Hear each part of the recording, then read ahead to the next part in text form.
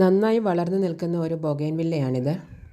ഈ ബൊഗൈൻവില്ല ഇങ്ങനെ നിന്ന് കഴിഞ്ഞാൽ അതിൽ നിറയെ പൂക്കളുണ്ടാകുമ്പോൾ കാണാനൊരു ഭംഗിയില്ല. അതുകൊണ്ട് ബൊഗൈൻവില്ലകളുടെ ബ്രാഞ്ചസ് എല്ലാം കട്ട് ചെയ്യുകയാണ്.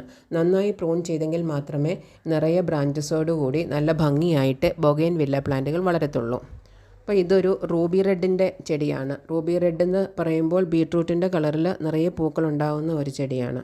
അപ്പോൾ ഇതിനെ പ്രൂൺ ചെയ്ത് കഴിഞ്ഞതിന് ശേഷം ഇതിലുള്ള കളകളെല്ലാം നമ്മൾ പിഴുത് കളയും. കളകളെല്ലാം പിഴുത് കളഞ്ഞതിന് ശേഷം നന്നായിട്ട് മണ്ണിളക്കി കൊടുക്കും. മണ്ണിളക്കി കൊടുക്കുമ്പോൾ അതിലുണ്ടാകുന്ന ചെറിയ പുല്ലുകളും കളകളും എല്ലാം കൂടി ഇളകി വരും. അപ്പോൾ അതിനെ എല്ലാം എടുത്ത് കളയണം. ഇങ്ങനെ ഇളക്കി കൊടുക്കുമ്പോൾ അതിൻ്റെ മുകളിലുള്ള ചെറിയ വേരുകളൊക്കെ പൊട്ടിപ്പോകും. അങ്ങനെ വേരുകളൊക്കെ പൊട്ടിപ്പോകുന്നത് കൊണ്ട് ചെടിക്ക് കുഴപ്പമൊന്നുമില്ല, നന്നായിട്ട് വളർന്നുകൊള്ളും.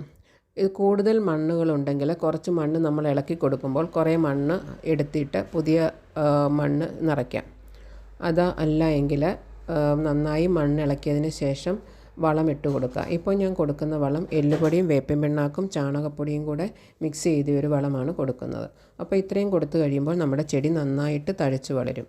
വളർന്നു കഴിഞ്ഞതിന് ശേഷമാണ് പൂക്കാനുള്ള വളം